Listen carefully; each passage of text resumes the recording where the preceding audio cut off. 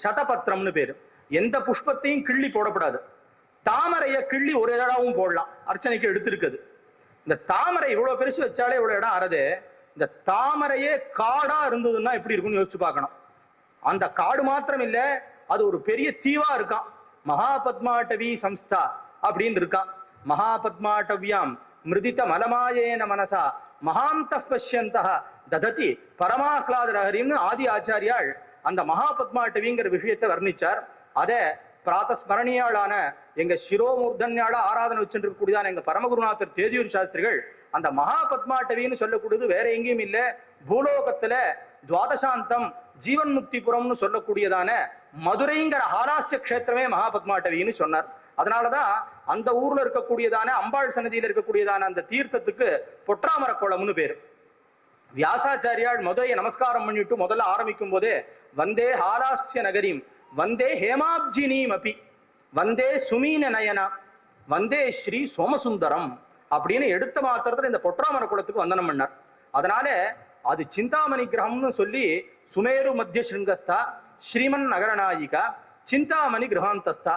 அம்பாள் எப்படி ஸ்ரீவைகுண்டத்துல பரவாசுதேவன் வைஷ்ணவ சம்பிரதாயத்துல சொல்ற மாதிரி மேல கடைசியில பரவியூக விபவ அந்தர்யாமின்னு சொல்ற மாதிரி இருக்காரோ, அந்த மாதிரி யாராலையும் வர்ணிச்சே பார்க்க முடியாதான ஒரு இடம் சிந்தாமணி கிரகம். அந்த சிந்தாமணி கிரகத்துக்குள்ள பரமேஸ்வரன் ஒத்துரு உள்ள போலாம், மீதி வேற யாரும் உள்ள போய் வெளியில வர முடியாது. இதற்கு ஆதாரம் பரமேஸ்வரனான ஆதி ஆச்சாரியாலே சௌந்தர்யஹரியிலே பின்னாடி சொல்லும் போது புராராதேர் அந்தப்புறம் அப்படிங்கிறதான ஸ்லோகத்தை வர்ணிக்கும் போது, ஹே தாயே, சரீரத்தை இந்திரியங்கள்ல ஜெயிச்ச மகான்கள் ஒன்ன அப்படி உள்ள தரிசனம் பண்ண முடியும்.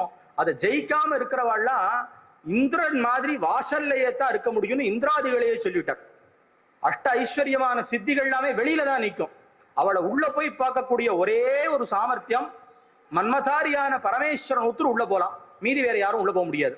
அப்படி உள்ள போனா என்னங்கிறதுக்கு பாகவதம் சொன்னது, தேவி பாகவதம், ஸ்திரீகளா எல்லாரும் மாறிடுவான்னு எடுத்து. இதே எங்க பெரியவாள் தேதியூர் சாஸ்திரிகள் ராமாயணத்துக்கு அர்த்தம் எழுதும் போது விஸ்வாமித்திரர் பகவானுக்கு கல்யாணம் பண்ணி கொடுத்த உடனே எங்கேருந்து கிளம்பிட்டார். நீங்களே ராமாயணம் மூல ராமாயணமான வால்மீகி ராமாயணத்தை எங்கேயாவது தேடி பாருங்க, இருந்தார்னு இருக்கும். அதுக்கப்புறம் அவர் எங்க போனாருங்கிற விஷயம் இருக்காது.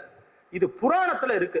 ராமாயணத்துல சொல்லியிருக்கக்கூடிய விஷயம் எல்லாத்துக்குமே ஸ்காந்தத்துல அங்கதான் பரமேஸ்வரன் பேசுறார். உமா சம்ஹிதையில தான் சுந்தரகாண்டத்தை எப்படி பாராயணம் பண்ணணும், எந்தெந்த திசைக்கு என்னென்ன சர்க்கம் பாராயணம் பண்ணணும், பொதுவாவே ராமாயணம் முழுக்க எந்த திசைக்கு எப்படி பாராயணம் பண்ணணும், இதெல்லாம் பரமேஸ்வரன் சொன்னதுதான். யாரா இருந்தாலும் ஈஸ்வர உவாச்ச அவர் தான் சொல்லி ஆனோம், அவர் தான் பேசியிருக்கார். வைஷ்ணவமான சம்ஹிதைகள் ஆராதன ரூபமா இருக்கக்கூடியதான பாத்ம ஈஸ்வர பரமேஸ்வர கோவிலுக்கு பரமேஸ்வர சம்ஹிதை பிரகாரம் ஆராதனம்.